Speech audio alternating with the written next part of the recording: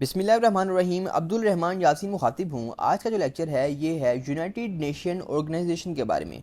United nation जिसे UN कहते हैं, यूएनओ जिसे आप अक्सर कहते हैं UNO mean United Nation organisation. ये है क्या, इस इदारे का काम क्या है, इस इदारे में कौन कौन, इसका स्ट्रक्चर क्या है, ऑब्जेक्टिव क्या है, इस सारी डिटेल को हम डिस्कस करेंगे। और जनरल नॉलेज के पोर्शन में बड़ा एक अहम सवालात पूछते हैं वो यूएनओ के बारे में। तो यूएनओ को समझ लेते हैं, यूएनओ है क्या। आपके सामने जो स्लाइड नजर आ रही है, सबसे पहले लिखा हुआ है the United nation UN is an intro governmental organization was established on 24 October 1945 to promote international cooperation। यानी कि यूएनओ यूनाइटेड नेशन ऑर्गेनाइजेशन। मैं जब भी यूएनओ बोलूँ आपने समझ आना है कि मैं यूनाइटेड नेशन ऑर्गेनाइजेशन की बात कर रहा हूँ। यूएनओ जो है वो 24 अक्टूबर 1945 को क़याम में आता है। क्यों क़याम में आता है? इसलिए कि जो बाहमी ताल्लुकात है तमाम रियासतों के, जिस तरह के पाकिस्तान इंडिया हो गया, इनके दरमियान अक्सर जो है ना वो मसले रहते हैं। कभी एक पार्टी कहते हैं कि हम पाकिस्तान के खिलाफ जंग करने लगे हैं, कभी पाकिस्तान इंडिया के खिलाफ कहता है कि हम जंग करने लगे हैं। आपस में ना एक गहमा गहमी से रहती है। यूएन का मेन काम क्या है कि आपस में तमाम दुनिया के ममालिक में आपस में ताल्लुकात कायम करना, बाहमी ताल्लुकात कायम करना और अमन व आमा की सूरत हाल को बहाल रखना। Are replacement for ineffective League of Nation. अच्छा जी, मैं आपको पहले कुछ चीज़ें बता दूं, इसका मकसद क्या है। यूएनओ से पहले भी एक इदारा था, उसका नाम था league of nation. League of nation का मतलब क्या था? लीग ऑफ नेशन दरअसल इसलिए थी कि वो पूरी दुनिया में अमन अमा को कायम कर सके और जंग से जो है ना वो दुनिया को महफूज रख सके, यानी कि जंग नहीं लगने देनी। लेकिन क्या है, वर्ल्ड वार 1 लग गई। जब जंग अजीम अव्वल लगी तो फिर जाहिर है कि वो जो लीग ऑफ नेशन का जो मकसद था वो फोत हो गया। लीग ऑफ नेशन का मतलब ये था कि हमने जंग लगने से चीज़ों को रोकना है और अमन अमा जो है ना वो बरकरार रखना है। और जब अमन अमा बरकरार नहीं रहता तो फिर ज़ाहिर है कि लीग ऑफ नेशन का मकसद जो है वो फोत हो गया। तो इसलिए नया एक इदारा बनाएगा जिसे कहा गया यूएनओ, यूनाइटेड नेशन ऑर्गेनाइजेशन। अब इसका मकसद क्या है, इसका मतलब क्या है? दरअसल इसने जो जंग लगनी है, जो एक जंग अजीम से जो है ना वो दुनिया को बचाना है, जब ये इदारा क़याम में आया उस वक़्त इसके पास सिर्फ़ और सिर्फ 51 मेंबर्स थे। 51 मेंबर से मुराद ये है कि 51 स्टेट्स। पाकिस्तान एक मेंबर के कंसीडर होगा। पाकिस्तान एक, यानी कि एक मुल्क एक मेंबर।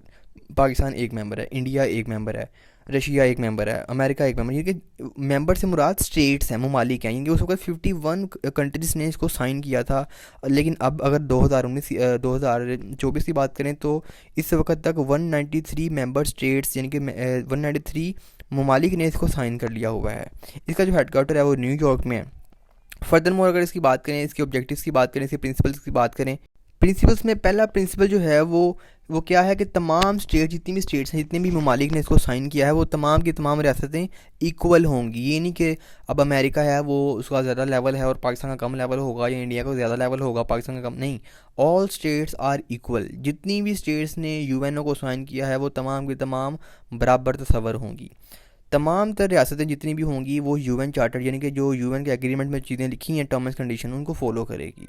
उसके बाद तमाम कंट्रीज़ जो होंगी वो पीसफुल सेटलमेंट्स करेंगी, यानी कि किसी भी चीज़ के लिए वो जंग नहीं लगा देगी या हमले नहीं करना शुरू कर देगी। वो जो भी मसला होगा वो पीसफुल मीन, यानी कि नेगोशिएशन, मुज़ाकरात के ज़रिए हल करेगी।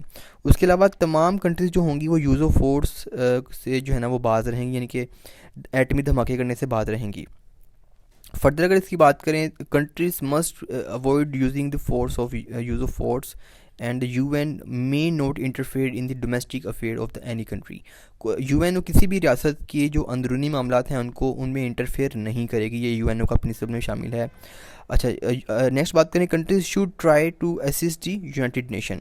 ये इसके प्रिंसिपल से। फर्दर मोर अगर बात करें, यूनाइटेड नेशन ऑर्गेनाइजेशन स्ट्रक्चर जो है इसका वो बेस करता है जनरल असेंबली के ऊपर, सेक्रेटरीट के ऊपर, सिक्योरिटी काउंसिल के ऊपर, इंटरनेशनल कोर्ट ऑफ जस्टिस जिसे आप आईसीजे कहते हैं, economic and social council and trusteeship council. ये इसका स्ट्रक्चर है। इसके कितने ऑर्गन हैं?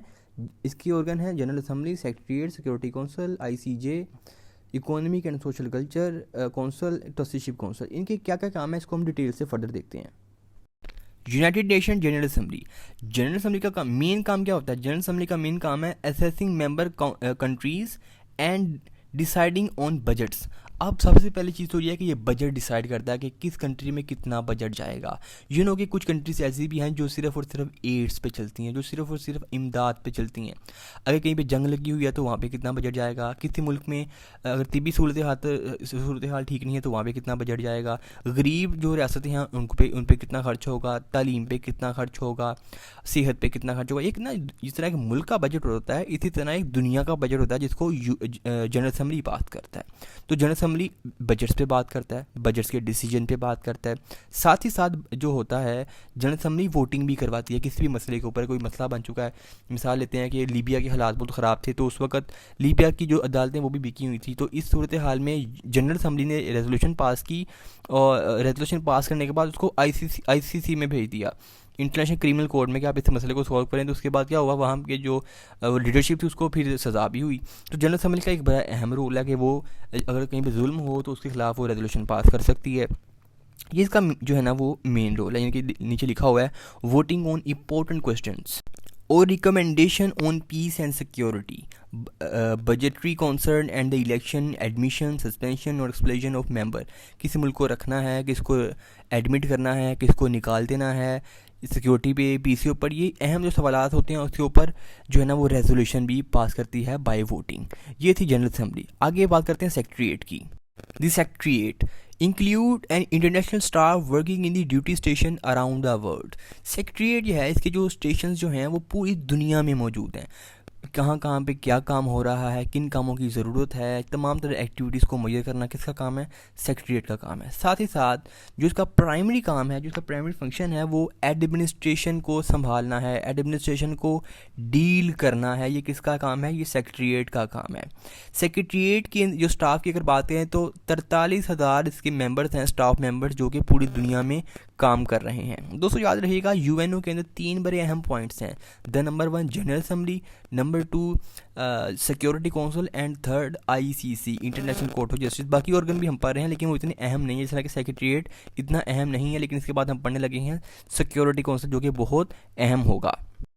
सिक्योरिटी काउंसिल एक इतना अहम और पावरफुल ऑर्गन है यूएनओ का कि आप अंदाज़ा नहीं कर सकते। सबसे पावरफुल ऑर्गन एक जनरल असम्बली और एक सिक्योरिटी काउंसिल। अब इसको हम पढ़ते हैं। यूएन यानी कि united nation most powerful organ, कौन सा ऑर्गन, सिक्योरिटी काउंसिल।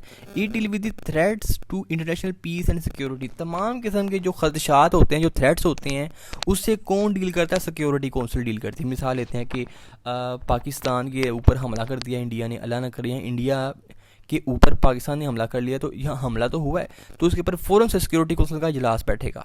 ठीक है, सिक्योरिटी काउंसिल चाहे तो उसको सैंक्शंस जो है ना वो लगा सकता है। सिक्योरिटी काउंसिल, अगर मिसाल लेते हैं कि पाकिस्तान, इनके ईरान ने किया था हमला इसराइल के ऊपर, तो लोगों ने कहा वाह वाह, लेकिन ईरान ने जो हमला किया था वो सिक्योरिटी काउंसिल की परमिशन से किया था। आपने अगर सेल्फ डिफेंस में हमला करना है तो इसके लिए ज़रूरी है कि आप सिक्योरिटी काउंसिल से इजाज़त लें। अगर सिक्योरिटी काउंसिल इजाज़त दे दे आपको under article 51 of the UN charter, तो ठीक है। अगर सिक्योरिटी काउंसिल की परमिशन के बगैर आपने हमला किया तो वो एक सेल्फ डिफेंस नहीं बल्कि वो एक आपका ऑफेंस समझा जाएगा। लिहाजा सिक्योरिटी काउंसिल से इजाज़त लेना ज़रूरी होती है।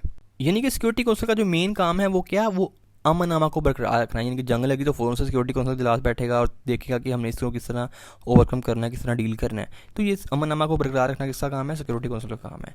मेंबर्स की बात करें तो 15 मेंबर्स हैं, 5 परमानेंट मेंबर हैं, वो कभी चेंज हो ही नहीं सकते। उन 5 मेंबर में यूएसए, चाइना, रशिया, बरतानिया और फ्रांस हैं। और बाकी जो 10 मेंबर हैं वो नॉन परमानेंट हैं, वो चेंज होते रहते हैं। कभी इंडिया बन गया, कभी इंडिया को निकाल के कोई और मेंबर बना दिया। कि 10 मेंबर जो है ना वो परमानेंट, नॉन परमानेंट हैं, वो परमानेंट नहीं है। ठीक है, अब इसमें इंक्लूड करते हैं, it's powerful include establishment of the peace keeping operation. अगर कहीं पे सेल्फ डिफेंस, ये कि कोई हमले करने पड़ जाए, अक्सर औकात ये इनको ये पीछे बलोचिस्तान में, पेशावर में हमले भी करते थे कि हमें यहाँ पे लगता है कि यहाँ पे जो है ना वो छुपे हुए हैं दहशतगर्द, तो ये पीछे हमले भी पाकिस्तान के अंदर ड्रोन अटैक्स होते थे। यानी कि वो किससे होते थे, अब इसमें कितने से चाहिए ये हमले सही होते थे या क्यों होते थे, ये तो एक बात की बात है कि ये पॉलिटिकल डिबेट है। लेकिन अगर सिक्योरिटी काउंसिल को लगे कि किसी मुल्क में छुपे हुए हैं कुछ दहशतगर्द, तो वो उस पर हमला करता है। ठीक है, इसके लिए इनके पास एक पूरी फोर्स है। इसकी अपनी फोर्स तो नहीं है, लेकिन इस यानी कि कुछ ना कंट्रीज ऐसी हैं जो वॉलंटरली, जो रज़ाकाराना तौर के ऊपर फोर्सेस फराहम करती हैं। इवन के अगर यूएन पाकिस्तान को कहे कि हमने भी फ़लाँ मुल्क पे हमला करना है तो आप हमारा साथ दें, तो पाकिस्तान पेश पेश हाज़िर होगा और जी करेगा। यानी कि ये जो जिन कंट्रीज़ ने साइन किया हुआ है ना यूएनओ को, वो फिर ज़ाहिर है कि वो उनको खुद तक अपना पेश करना पड़ता है। ये था हमारा सिक्योरिटी काउंसिल। नेक्स्ट हम डिस्कस करते हैं ICJ, international court of justice. International court of justice का एक बड़ा अहम रोल है। अब दो कंट्रीज़ के दरमियान मसला बन गया है, पाकिस्तान और इंडिया की कंट्री के दरमियान।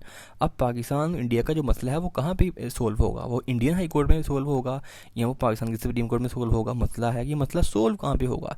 तो दो स्टेट्स के जो मसाइल होते हैं, दो या दो से ज़्यादा स्टेट्स के ममालिक के जो मसाइल होते हैं, वो कौन हल करता है? वो आईसीजे हल करता है, इंटरनेशनल कोर्ट ऑफ जस्टिस हल करता है। ठीक है, तो आईसीजे एक बड़ा एक अहम रुकन है यूएनओ का। इसके कहने के जो 15 जजेस हैं जो इलेक्ट करती है जनरल असम्बली, यानी कि general assembly and security council.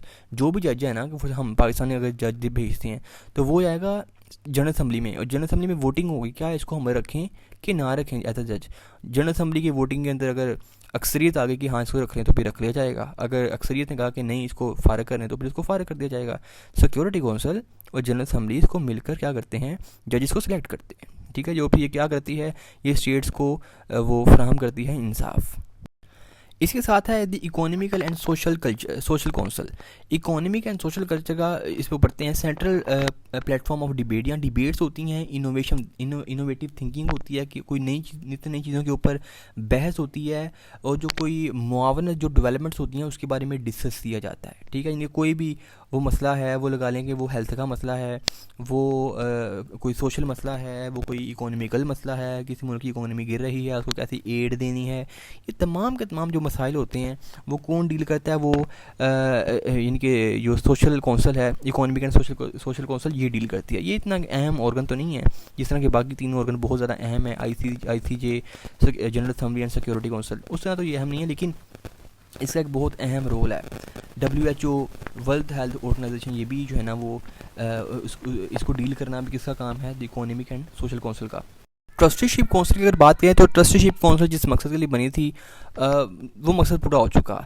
तो अब ट्रस्टीशिप काउंसिल जो है वो वर्किंग में ही नहीं है। ट्रस्टीशिप काउंसिल जो है वो वर्किंग में ही नहीं है, यानी कि ये यूएनओ का पार्ट अभी भी है, यूनाइटेड नेशन ऑर्गेनाइजेशन का पार्ट अभी भी है, लेकिन इसका अब कोई काम नहीं है। ये कोई काम नहीं करती, ना इसके ऊपर कोई फंड लगाया जाता है, ना इसके ऊपर कोई खर्चा किया जाता है। ये वैसे की वैसे पड़ी हुई है, ये वर्किंग में ही नहीं है, लिहाजा इसे हम छोड़ देते हैं। यूएनओ की कुछ मेन एजेंसीज हैं उसको देख लेते हैं। Food and agriculture organisation, FAO। अगर कोई आपसे MCQ में पूछे FAO स्टैंड फॉर, तो आपको पता हो फूड एंड एग्रीकल्चरल ऑर्गेनाइजेशन। उसके बाद है international civil aviation organisation, ICAO, international civil aviation organisation. उसके बाद है UNESCO, united nation educational scientific and cultural organisation. उसके बाद है ILO, इंटरनेशनल लेबर ऑर्गेनाइजेशन। उसके बाद है WBG, वर्ल्ड बैंक ग्रुप। उसके बाद है IMF किसका इदारा है? बड़ा मशहूर इदारा है, यूएनओ का है, इंटरनेशनल मनी फंड। उसके बाद है वर्ल्ड हेल्थ ऑर्गेनाइजेशन, WHO। उसके बाद है UNIDO, united nation industrial development organisation. ये था यूनाइटेड नेशन ऑर्गेनाइजेशन, जो एक बड़ा मशहूर इदारा है जो पूरे दुनिया के अंदर काम कर रहा है। इस इदारे की अहमियत को समझना बहुत ज़रूरी था, जो हमने लेक्चर लिया। आई होप सो कि आपको इससे बहुत चीज़ें समझने सीखने को मिली होंगी, और ये बड़ा एक अहम पार्ट है। आपने सारी की सारी पिक्चर को, स्टोरी को माइंड में याद रखना है, रटा नहीं लगाना। रटा लगाने की ज़रूरत नहीं है, क्योंकि पेपर जो है वो MCQs बेस है, लेट का पेपर जो है, लिहाजा आप इसको ईजीली लर्न करें लेट की पॉइंट ऑफ व्यू से। इसको बस आपने जो मैंने समझाया इसको बस माइंड में पिक्चर बना लो कि सिक्योरिटी काउंसिल का क्या काम है, जनरल असम्बली का क्या काम है, उसके बाद ICJ क्या करता है, मेन चीज़ें बस, और इसका पर्पस याद रखें। थैंक यू, अल्लाह हाफिज़।